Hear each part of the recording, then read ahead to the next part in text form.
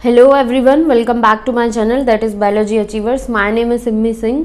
सो आज का जो वीडियो है उसमें हम पढ़ेंगे terpene biosynthesis pathway. Last video जो था कुछ एक हफ्ते पहले अपलोड किया था मैंने, जिसमें हमने terpene means plant secondary metabolites जो है वो टॉपिक स्टार्ट किया था। उसमें सबसे फर्स्ट क्लास जो थी सेकेंडरी मेटाबोलाइट्स की, जिस टर्पीन्स जिसको हम जानते हैं टर्पीन के नाम से।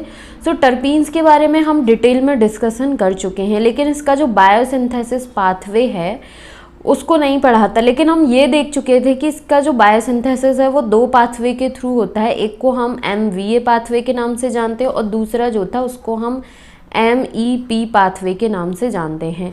सो ये जो पाथवे होता है इसको हम मेवालोनिक एसिड पाथवे के नाम से, फुल फॉर्म जो होती है मेवालोनिक एसिड पाथवे, ये होती है MVA की full form mevalonic acid, P for pathway हो गया यहाँ पर। उसके बाद एक सेकंड जो पाथवे है जिसके थ्रू टर्पीन्स की सिंथेसिस होती है उसको हम जानते हैं MEP, जिसको हम अगर डिटेल में देखें तो इसकी फुल फॉर्म होती है मिथाइल इराइथ्रोल,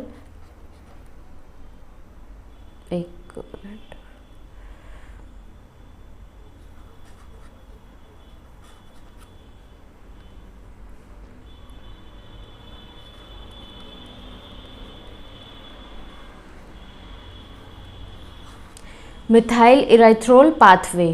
सो और ये तो हो गए दो पाथवे। फर्स्ट होता है MVA पाथवे, दूसरा होता है MEP पाथवे। अगर यदि हम MVA जो पाथवे है इसकी लोकेशन की बात करें तो ये होता है साइटोसोल में, बिकॉज इसकी लोकेशन जो है इन दोनों की डिफरेंट लोकेशन है और इन दोनों की डिफरेंट लोकेशन की वजह से इससे क्वेश्चन पूछ लिया जाता है। ME जो पाथवे है वो कहाँ पर रन होता है, ये स्टार्ट होता है क्लोरोप्लास्ट से। ये क्या है, ये इसकी लोकेशन हो गई। दो मेजर पाथवे जो हैं जिसके थ्रू टर्पीन की सिंथेसिस होती है वो ये दो पाथवे हैं।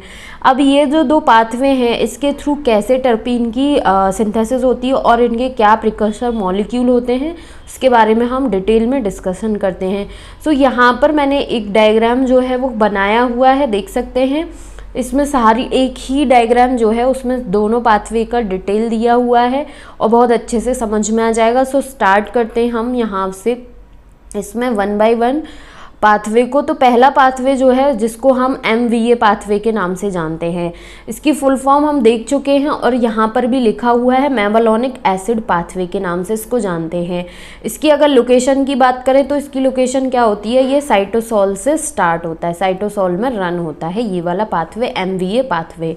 ठीक है, इसका जो प्रिकर्सर मॉलिक्यूल होता है वो होता है 3 एसिटाइल कोएंजाइम। एसिटाइल कोएंजाइम जो है वो इसका प्रिकर्सर मॉलिक्यूल है। अब एसिटाइल कोएंजाइम A जो है वो हमें कहाँ से मिलता है, अगर यदि बहुत प्रीवियस लेक्चर्स देखे होंगे मेरे तो उसमें हम TCA साइकिल जो है उसका डिस्कशन कर चुके हैं। TCA साइकिल जो है उससे 3 एसिटाइल कोएंजाइम मॉलिक्यूल जो है वो मिलता है। उसके बाद ये डिफरेंट इंटरमीडिएट जो है कंपाउंड उनका फॉर्मेशन करता है और उसके बाद मेवालोनिक एसिड जो है उस कंपाउंड का फॉर्मेशन करता है जो कि 6 कार्बन मॉलिक्यूल होता है। अब मेवालोनिक एसिड जो है उसका फॉर्मेशन हो गया। उसके बाद ये जो मेवालोनिक एसिड है 3 डिफरेंट स्टेप्स से के थ्रू होता है और उसके बाद ये IPP जिसको हम आइसोपेंटाइल पायरोफॉस्फेट के नाम से जानते हैं और 5 कार्बन मॉलिक्यूल होता है, इसमें कन्वर्ट हो जाता है। अब इसमें 3 स्टेप जो हैं वो कौन कौन से स्टेप्स हैं, ये स्टेप जो हैं वो सीक्वेंस में याद रखने हैं, बिकॉज इसके बेसिस पे भी क्वेश्चन आता है। अगर सीक्वेंस ऊपर नीचे है दैट मीन्स क्वेश्चन जो है, क्वेश्चन में जो ऑप्शन दिया है अगर यदि सीक्वेंस गड़बड़ है तो वो ऑप्शन भी गलत दिया हुआ है। फर्स्ट तो इसमें क्या होता है, पायरोफॉस्फोराइलेशन का प्रोसेस होता है। उसके बाद decarboxylation, decarboxylation means carbon dioxide का रिमूवल। उसके बाद डिहाइड्रेशन। ये प्रोसेस जो है वो सीक्वेंस में होते हैं, पायरोफॉस्फोराइलेशन, डीकार्बोक्सिलेशन देन डिहाइड्रेशन। इन 3 स्टेप्स के थ्रू मेवालोनिक एसिड जो है वो IPP that means isopentyl pyrophosphate में कन्वर्ट हो जाता है, जिसको हम 5 कार्बन मॉलिक्यूल के नाम से भी जानते हैं। मीन्स 5 कार्बन का ये मॉलिक्यूल होता है IPP आइसोपेंटाइल पायरोफॉस्फेट। उसके बाद ये जो IPP है ये क्या होता है, ये कन्वर्ट हो जाता है DMAPP में, जो कि अगेन 5 कार्बन कंपाउंड है और इसकी फुल फॉर्म क्या होती है, di methyl allyl pyrophosphate, DMAPP। ये जो है इस दोनों मॉलिक्यूल ऐसे हैं कि आइसोमेराइजेशन का जो प्रोसेस होता है उसको फॉलो करते हैं। IPP जो है वो DMAPP में कन्वर्ट हो सकता है और DMAPP जो है वो IPP में भी कन्वर्ट हो सकता है। सो यहाँ पर इस दोनों कंपाउंड के बीच में आइसोमेराइजेशन जो है उसका प्रोसेस देखा जाता है। सो ये था फर्स्ट पाथवे यहाँ तक कि कैसे जो MVA पाथवे है, दैट मीन्स मेवालोनिक एसिड पाथवे, जो कि साइटोसोल में रन हो रहा होता है, उसमें मेवालोनिक एसिड जो है वो अपने प्रिकर्सर मॉलिक्यूल के थ्रू IPP में कन्वर्ट हो जाता है 3 स्टेप्स को फॉलो करके, pyrophosphorylation, decarboxylation and dehydration. Next second अगर हम पाथवे की बात करें जिसको हम MEP पाथवे के नाम से जानते हैं, जिसकी फुल फॉर्म होती है मिथाइल इराइथ्रोल फॉस्फेट पाथवे, जिसकी लोकेशन क्या होती है, इसकी लोकेशन होती है क्लोरोप्लास्ट। इन दोनों पाथवे की लोकेशन भी अपने आप में बहुत इंपॉर्टेंट है, बिकॉज बच्चे भी कंफ्यूज हो जाते हैं कि कौन सा पाथवे कौन सी लोकेशन में रन हो रहा था। तो लोकेशन को लेके कंफ्यूज नहीं होना है, बिकॉज इससे भी क्वेश्चन आता ही आता है। अब इसमें जो ME पाथवे जो है ये क्या है, क्लोरोप्लास्ट में रन हो रहा है। अब क्लोरोप्लास्ट में रन हो रहा है तो इसका जो प्रिकर्सर मॉलिक्यूल है वो भी ऐसा मॉलिक्यूल होगा जो क्लोरोप्लास्ट में रन होने वाले पाथवे से मिल रहा होगा। तो ग्लाइकोलिसिस का जो पाथवे हमने पढ़ा था, ग्लाइकोलिसिस का जो प्रोसेस पढ़ा था, तो उसमें हमने ये ग्लिसरल्डिहाइड 3 फॉस्फेट एंड ग्लाइकोलिसिस का जो एंड प्रोडक्ट था पायरुवेट, इसका फॉर्मेशन हम देख चुके हैं कहाँ पर, ग्लाइकोलिसिस के पाथवे में, जो कि ग्लाइकोलिसिस का पाथवे क्लोरोप्लास्ट में रन होता है। सो ग्लिसरल्डिहाइड 3 फॉस्फेट जिसको हम G3P के नाम से भी जानते हैं, ग्लिसरल्डिहाइड 3 फॉस्फेट हो सकता है इसका प्रिकर्सर मॉलिक्यूल, या फिर पायरुवेट हो सकता है।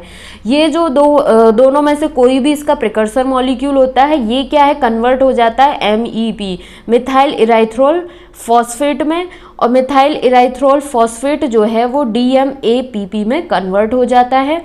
अब ये जो ग्लिसरल्डिहाइड 3 फॉस्फेट हो या फिर पायरुवेट हो, ये क्या है कि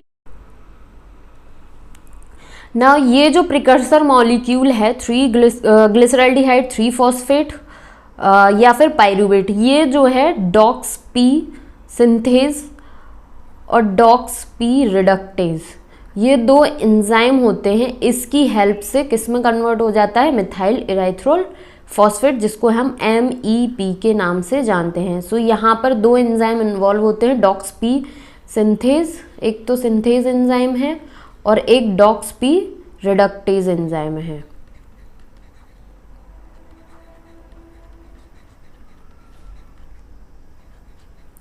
इन 2 एंजाइम की हेल्प से ग्लिसरल्डिहाइड 3 फॉस्फेट या पायरुवेट जो है वो किस में कन्वर्ट हो जा रहा है, MEP में। MEP जो है वो DMAPP में कन्वर्ट हो जाता है, जिसको हम डाई मिथाइल एलाइल पायरोफॉस्फेट के नाम से जानते हैं। अब ये दोनों मॉलिक्यूल या दोनों कंपाउंड जो हैं आइसोमेराइजेशन का जो प्रोसेस है उसको फॉलो करते हैं, और उसके बाद ये 5 कार्बन मॉलिक्यूल है, ये भी 5 कार्बन मॉलिक्यूल है, ये आइसोमराइज होकर जिरेनाइल पायरोफॉस्फेट, 2P जो है इसका मतलब है पायरोफॉस्फेट, 2 फॉस्फेट मॉलिक्यूल्स, सो 10 कार्बन मॉलिक्यूल बनाते हैं, जिसको हम जिरेनाइल पायरोफॉस्फेट के नाम से जानते हैं। अब ये जो जिरेनाइल पायरोफॉस्फेट जो कि 10 कार्बन मॉलिक्यूल है, इसमें एक आइसोपेंटाइल यूनिट जो है उसका एडिशन होगा, जिसको हम IPP बोलते हैं। एक आइसोपेंटाइल यूनिट जो है वो 5 कार्बन के इक्वल होती है। सो जब 10 कार्बन मॉलिक्यूल में 5 कार्बन मॉलिक्यूल और ऐड होगा तो कितना टोटल हो जाएगा, 15 कार्बन मॉलिक्यूल। सो फर्नेसाइल का फॉर्मेशन होता है इस तरीके से। जिरेनाइल पायरोफॉस्फेट जो है उसमें एक आइसोपेंटाइल यूनिट ऐड होती है, जिसकी वजह से टोटल 15 कार्बन मॉलिक्यूल का फॉर्मेशन होता है, जो कि होता है फर्नेसाइल पायरोफॉस्फेट। अब इसमें एक और आइसोपेंटाइल यूनिट जो है वो ऐड होगी, मीन्स कि 15 कार्बन का कंपाउंड तो हमारे पास ऑलरेडी पहले से है, 5 कार्बन का एक और कंपाउंड जो है उसका एडिशन होगा, तो 20 कार्बन का मॉलिक्यूल जो है उसका फॉर्मेशन होना है। सो जिरेनाइल पायरोफॉस्फेट जो कि होता है 20 कार्बन का मॉलिक्यूल। जिरेनाइल पायरोफॉस्फेट जो है फिर वो पॉलीटर्पीन्स में कन्वर्ट हो जाता है, मीन्स पॉलीटर्पीन्स जो है उसका फॉर्मेशन करता है। सो इस तरीके से टर्पीन बायोसिंथेसिस पाथवे रन होता है। अगर हम इसको एक समराइज वे में देखें कि दो पाथवे चल रहे थे, एक साइटोसोल में एक क्लोरोप्लास्ट में। साइटोसोल में एमवीए पाथवे चल रहा था जो कि आईपीपी का फॉर्मेशन कर रहा था, और क्लोरोप्लास्ट में एमई पाथवे चलता है जो कि एमईपी को एमईपी से डीएमएपीपी का फॉर्मेशन करता है। अब आईपीपी एंड डीएमएपीपी जो है आइसोमराइज होकर 10 कार्बन मॉलिक्यूल बनाते हैं जिसको हम जेरेनाइल पायरोफॉस्फेट जानते हैं। उसके बाद जेरेनाइल से फर्नेसाइल पायरोफॉस्फेट 15 कार्बन मॉलिक्यूल का फॉर्मेशन होता है। उसके बाद जेरेनाइल पायरोफॉस्फेट 20 कार्बन मॉलिक्यूल जो है उसका फॉर्मेशन होता है। देन पॉलीटर्पीन्स जो है उसका फॉर्मेशन होता है। इस तरीके से ये पॉलीटर्पीन का फॉर्मेशन होता है, मींस टर्पीन बायोसिंथेसिस पाथवे जो है वो चल रहा होता है। ये जो एमईपी पाथवे जो है उसको हम डॉक्स-पी पाथवे के नाम से भी जानते हैं, बिकॉज इसमें ये docs-P synthase and docs-P reductase नाम के दो एंजाइम इन्वॉल्व हो रहे होते हैं, इसलिए इसको हम डॉक्स-पी पाथवे के नाम से भी जानते हैं। उसके बाद अब यहाँ पर क्या होता है कि ये जो जेरेनाइल पायरोफॉस्फेट जो है वो जेरेनाइल पायरोफॉस्फेट सिंथेज एंजाइम की हेल्प से मोनोटर्पीन्स का फॉर्मेशन कर सकता है। उसके बाद फर्नेसाइल पायरोफॉस्फेट जो है वो फर्नेसाइल पायरोफॉस्फेट सिंथेज एंजाइम की हेल्प से सेस्क्यूटर्पीन एंड ट्राइटर्पीन्स जो है उसका फॉर्मेशन कर सकता है। उसके बाद ये जो जेरेनाइल पायरोफॉस्फेट जो बना था वो क्या है, जेरेनाइल पायरोफॉस्फेट सिंथेज एंजाइम की हेल्प से डाइटर्पीन्स एंड टेट्राटर्पीन्स जो है उसका फॉर्मेशन कर सकता है। सो इस तरीके से टर्पीन बायोसिंथेसिस का जो पाथवे है वो रन होता है। इसमें हमें 3-4 पॉइंट जो हैं वो अच्छे से याद रखने हैं। एक तो दोनों जो पाथवे रन हो रहे हैं उनके प्रिकर्सर मॉलिक्यूल क्या है। अगर हमें प्रिकर्सर मॉलिक्यूल याद होंगे अच्छे से तो उसके बेसिस पे हम ये भी एक अंदाज लगा सकते हैं, इवन मेमोराइज कर सकते हैं कि एमवीए पाथवे जो है वो साइटोसोल में रन होता है और एमईपी पाथवे जो है वो क्लोरोप्लास्ट में रन होता है। उसके बाद दोनों का जो प्रोडक्ट का फॉर्मेशन है, एमवीए का आईपीपी बनता है और एमईपी का जो है डीएमएपीपी बनता है। ये दोनों आइसोमराइज होकर जेरेनाइल पायरोफॉस्फेट बनाते हैं जिससे फर्नेसाइल पायरोफॉस्फेट बनता है, फिर जेरेनाइल पायरोफॉस्फेट बनता है एंड पॉलीटर्पीन्स का फॉर्मेशन होता है। और ये जो पाथवे है एमवीए पाथवे जो है इसमें ये 3 जो स्टेप हैं, पायरोफॉस्फोराइलेशन, डीकार्बोक्सिलेशन एंड डीहाइड्रेशन, ये जो प्रोसेस हैं इनको सीक्वेंसली ही याद रखना है, बिकॉज इस तरीके से भी क्वेश्चन पूछा गया है। CSIR नेट एग्जाम जो होता है उसमें इससे रिगार्डिंग क्वेश्चन पूछा गया है। नेक्स्ट वीडियो जो होगा उसमें मैं ये जो पाथवे है और जो टर्पीन का प्रीवियस वीडियो हम डिस्कस कर चुके हैं उससे रिगार्डिंग जितने भी क्वेश्चंस होंगे वो लेकर आऊँगी, और नेक्स्ट जो प्लांट सेकेंडरी मेटाबोलाइट्स की क्लास है उसके बारे में हम डिस्कशन करेंगे। आई होप कि ये वाला वीडियो अच्छे से समझ में आया होगा, हेल्पफुल रहा होगा। अगर कोई डाउट रहता है तो उसके लिए आप मुझे कमेंट करें और मेरे चैनल को सब्सक्राइब करें, वीडियो को लाइक करें, शेयर करें अपने फ्रेंड्स के साथ जिससे कि उन लोगों तक भी ये इन्फॉर्मेशन पहुंच सके। Thank you so much for watching.